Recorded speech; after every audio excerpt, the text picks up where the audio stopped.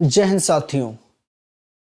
आज हम लोग हिंदी के जो सिलेबस है उसमें आज शुरुआत करेंगे भाषा विकास को, और भाषा विकास से संबंधित महत्वपूर्ण चीजों को देखेंगे और कितनी शास्त्रीय भाषाएं हैं उनके बारे में पढ़ेंगे, और शास्त्रीय भाषाओं में किस भाषा को सबसे पहले शास्त्रीय भाषा का दर्जा मिला इसके बारे में जानेंगे, और सबसे अंतिम में किसको दर्जा मिला। आप कमेंट बॉक्स में बताइए कि कौन सी शास्त्रीय भाषा को सबसे पहले दर्जा मिला था शास्त्रीय भाषा का।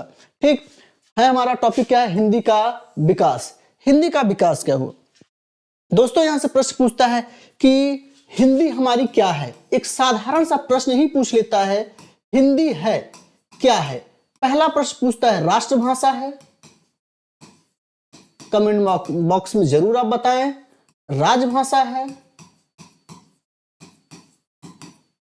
बी सी क्षेत्रीय भाषा है, या नगरीय भाषा है। कमेंट करिए। ध्यान दीजिएगा दोस्तों, हमारे संविधान में या किसी भी संविधान द्वारा स्वीकृत भाषा जो होती है वो राष्ट्रभाषा नहीं होती है, राजभाषा होती है। तो उत्तर आपका क्या होगा? राजभाषा। संविधान द्वारा स्वीकृत भाषा जो है वो राजभाषा है। ठीक, 19 सितंबर 1999 को हिंदी को राजभाषा के रूप में स्वीकार किया गया। ये तो अच्छी बात है कि 14 सितंबर, 19 सितंबर नहीं होगा दोस्तों, 14 सितंबर होगा। यहां मिस प्रिंट है, आप बना लीजिएगा। 14 सितंबर, 14 सितंबर को 1999 की हिंदी को राजभाषा 14 सितंबर 1949। ये भी गड़बड़ है दोस्तों, ये पूरा गड़बड़ है। 14 सितंबर 1949 को हिंदी को राजभाषा बनाने का प्रावधान किया गया। दोस्तों हम जानते हैं कि 14 सितंबर को हम लोग हिंदी दिवस के रूप में मनाते हैं। क्या आपको पता है कि 14 सितंबर को हिंदी दिवस तो हम मनाते हैं, लेकिन हिंदी दिवस मनाने की शुरुआत कब से हुई? तो दोस्तों 14 सितंबर 1953 से हम लोग हिंदी को 14 सितंबर के दिन हिंदी दिवस के रूप में मनाने की शुरुआत होती है, मनाते हैं। कब से? 14 सितंबर 1953 को हिंदी दिवस उसी समय से मनाया जाने लगा, और प्रत्येक वर्ष 14 सितंबर को हम लोग हिंदी दिवस के रूप में मनाते हैं दोस्तों। ठीक, अब बात करते हैं कि किस भाग में हिंदी का उल्लेख है दोस्तों। तो ध्यान दीजिएगा, भाग 17 में भारत के 22 भाषाओं का उल्लेख है। 22 भाषाओं से अन्य भाषाओं के उल्लेख है, इसके विकास से रिलेटेड है। लेकिन आपसे पूछा जाता है, चलिए बताइए भाग 5 और भाग 6 में क्या है। तो आपको बता दें दोस्तों कि भाग 5 में अनुच्छेद 120 में संसद की भाषा का उल्लेख है। संसद की भाषा का उल्लेख है।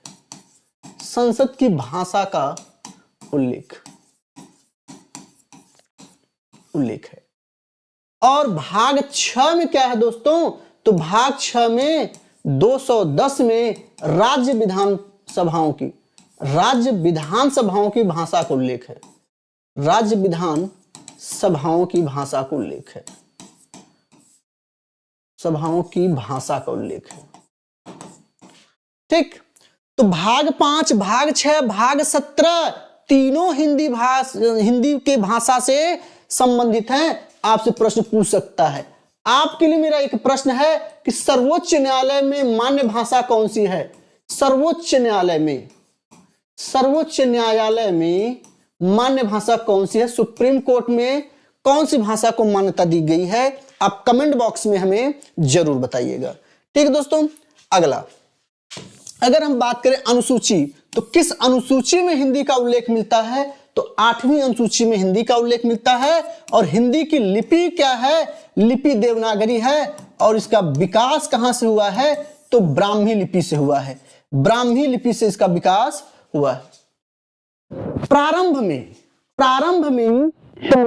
से मतलब है हमारा कि 14 सितंबर 1949 को जब हिंदी को राजभाषा के रूप में स्वीकार किया गया, तो इसके साथ 14 भाषाओं को मान्यता मिली थी।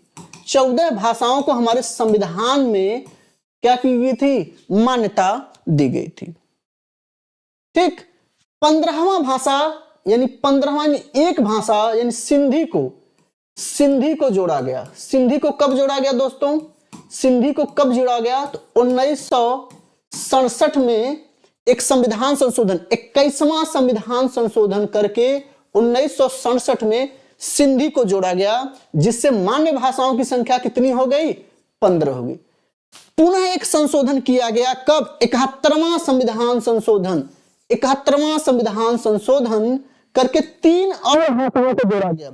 71वां संविधान संशोधन 1992 में किया गया और 1992 में 3 और भाषाओं को जोड़ दिया गया। वो कौन कौन सी भाषाएं थी दोस्तों, नेपाली थी, मणिपुरी और कोंकणी, जिससे मान्य भाषाओं की संख्या कितनी हो गई, 18। 92वां संविधान संशोधन, 92वां संविधान संशोधन 2003 में 4 और भाषाओं को जोड़ा गया। 4 और भाषाओं को जोड़ा गया, कौन कौन, मैथिली, बोडो, डोंगरी और संथाली। संथाली 4 भाषाओं को और जोड़ दिया गया, तो मान्य भाषाओं की संख्या कितनी हो गई, 22। मान्य भाषाओं की संख्या कितनी हो गई, 22। आपसे यहां से प्रश्न पूछ लेता है, तो इसलिए ध्यान दीजिएगा, आपको ध्यान रखना होगा इसमें। चलिए आइए आगे देखते हैं। अगर हम लिपि की बात करें तो फारसी की लिपि अरबी है, बांग्ला की बांग्ला है, बर्मी का बर्मी है, मलयालम का मलयालम है। ठीक है, पंजाबी की लिपि क्या है दोस्तों, पंजाबी की लिपि क्या है, तो गुरुमुखी है। पंजाबी की लिपि क्या है, गुरुमुखी है। और गुजराती की गुजराती है। ठीक है, हिंदी ध्यान दीजिएगा, संस्कृत, हिंदी, मराठी, मैथिली, नेपाली, सिंधी, कोंकणी, कश्मीरी, बोडो, अंगिका आदि भाषाओं की लिपि क्या है, देवनागरी है। आदि भाषाओं की लिपि क्या है दोस्तों, देवनागरी है। वर्तनी की दृष्टि से शुद्ध भाषा क्या कहलाती है, मानक भाषा कहलाती है। मानक भाषा कहलाती है। मानक भाषा को ही श्रेष्ठ भाषा, संभ्रांत भाषा, कुलीन भाषा भी कहते हैं। कुलीन भाषा भी कहते हैं। आपसे कुछ भी आप ऑप्शन रख के यहां से पूछ सकता है। ठीक, इसे श्रेष्ठ भाषा, आदर्श भाषा भी कहते हैं, जैसा कि अभी हमने बात किया। भारत और उत्तर प्रदेश दोनों की द्वितीय राजभाषा क्या है, उर्दू है दोस्तों। दोनों की राजभाषा क्या है, द्वितीय राजभाषा क्या है, उर्दू है। अनुच्छेद 344 राष्ट्रपति द्वारा राजभाषा आयोग के गठन से संबंधित है। अनुच्छेद 344 किससे संबंधित है, तो राजभाषा आयोग के गठन से संबंधित है। इसका गठन कौन करता है, तो राजभाषा आयोग का गठन कौन करता है, ध्यान रखिएगा, राजभाषा आयोग का गठन कौन करेगा, राष्ट्रपति करेगा। राष्ट्रपति करेगा। अनुच्छेद 351 में हिंदी के प्रचार प्रसार और विकास की बात की जाती है। हिंदी के प्रचार प्रसार और विकास की बात की जाती है। चलिए आगे देखते हैं इसमें दोस्तों। अगला शास्त्रीय भाषा। अच्छा हाँ, यहां पे एक प्रश्न मुझे बताइए, हिंदी दिवस कब मनाई जाती है, हिंदी दिवस। तो दोस्तों आपका प्रश्न होगा, हिंदी दिवस अभी ऊपर आपने पढ़ा 14 सितंबर को मनाया जाता है। विश्व हिंदी दिवस कब मनाया जाता है दोस्तों, बताइए, कमेंट करिए। विश्व हिंदी दिवस कब मनाया जाता है, विश्व हिंदी दिवस कब मनाया जाता है दोस्तों, कमेंट करिए। और अंतरराष्ट्रीय मातृभाषा दिवस, अंतरराष्ट्रीय मातृभाषा दिवस कब मनाया जाता है, मातृभाषा दिवस, मातृभाषा दिवस कब मनाया जाता है। चलिए फटाक से तीनों का हमें आप कमेंट बॉक्स में उत्तर दीजिए, तब तक हम लोग इधर देखते हैं। शास्त्रीय भाषा, ध्यान दीजिएगा दोस्तों, शास्त्रीय भाषा में 6 भाषाओं को मान्यता मिली है। भारत के 6 भाषाओं को शास्त्रीय भाषा की मान्यता मिली है। सबसे पहले शास्त्रीय भाषा का दर्जा प्राप्त करने वाली भाषा कौन सी है, तमिल है। कौन सी है, तमिल है, पहला ये ध्यान रखिएगा। फिर किसको मिला शास्त्रीय भाषा का दर्जा? संस्कृत को। आपसे यहां से पूछ लेगा प्रश्न कि तमिल भाषा किस भाषा को सबसे पहले शास्त्रीय भाषा का दर्जा मिला, तो आप कहेंगे क्या? तमिल को, संस्कृत को उत्तर लगा देंगे, जबकि संस्कृत उत्तर नहीं होगा दोस्तों।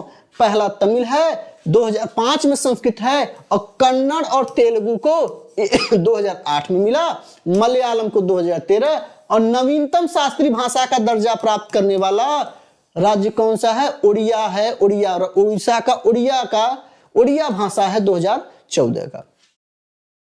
हिंदी जो शब्द ही है वह फारसी भाषा का एक शब्द है, ठीक। संस्कृत भाषा की सबसे प्राचीन, संस्कृत भारत की सबसे प्राचीन भाषा है। इसे आर्य भाषा, देवों की भाषा, देववाणी, है ना, और आदि जननी के नाम से भी हम जानते हैं। दोस्तों कमेंट करिए, उसका तीनों का कमेंट करिए। हिंदी दिवस का तो हमने बता दिया। विश्व हिंदी दिवस कब मनाया जाता है बताइए? तो ध्यान रखिएगा, विश्व हिंदी दिवस 10 जनवरी को मनाया जाता है। 10 जनवरी को मनाया जाता है। और अंतरराष्ट्रीय मातृभाषा दिवस कब मनाया जाता है दोस्तों? तो 21 फरवरी को। 21 फरवरी को अंतरराष्ट्रीय मातृभाषा दिवस के रूप में हम मनाते हैं, ठीक। चलिए आगे। विश्व में बोली जाने वाली भाषाओं का क्रम, तो विश्व में अब पहले मंदारिन था, लेकिन अब विश्व में सबसे ज्यादा बोली जाने वाली भाषा का क्रम में देखा जाए तो अंग्रेजी पहले हो गया है, दूसरे पे मंदारिन, तीसरे पे हिंदी और चौथे पे स्पेनी, ठीक। भारत में सर्वाधिक बोली जाने वाली भाषाओं का अगर क्रम देखा जाए तो भारत में सर्वाधिक बोली जाने वाली भाषाओं का क्रम क्या है? हिंदी सबसे ज्यादा, फिर बांग्ला, फिर मराठी, फिर तेलुगु और तमिल है। क्या क्या है? अंग्रेजी, मंदारिन, हिंदी, स्पेनी, हिंदी, बांग्ला, मराठी और तेलुगु और तमिल है, ठीक दोस्तों। चलिए आगे, ठीक। हम इतना ही, इसके बाद हम लोग इसको आगे कंटिन्यू करेंगे। और आप लोग चाहते हैं कि प्रॉपर तरीके से हिंदी को पूरा जल्द से जल्द कराया जाए, तो वीडियो को लाइक, शेयर और सब्सक्राइब जरूर करिए, हमारा मनोबल बढ़ाइए। हिंदी साहित्य का जो भी क्वेश्चन है आपसे पूछा जाएगा आपकी सभी परीक्षाओं के लिए, उसका हम मैराथन क्लास लेके आने वाले हैं जल्द ही। और आपको ऐसा साहित्य में आपको चीजों को हम देंगे जो शायद ही इतना व्यवस्थित आपके पूरे YouTube पे किसी ने दिया हो, ठीक है दोस्तों। मिलते हैं अगले वीडियो में, धन्यवाद।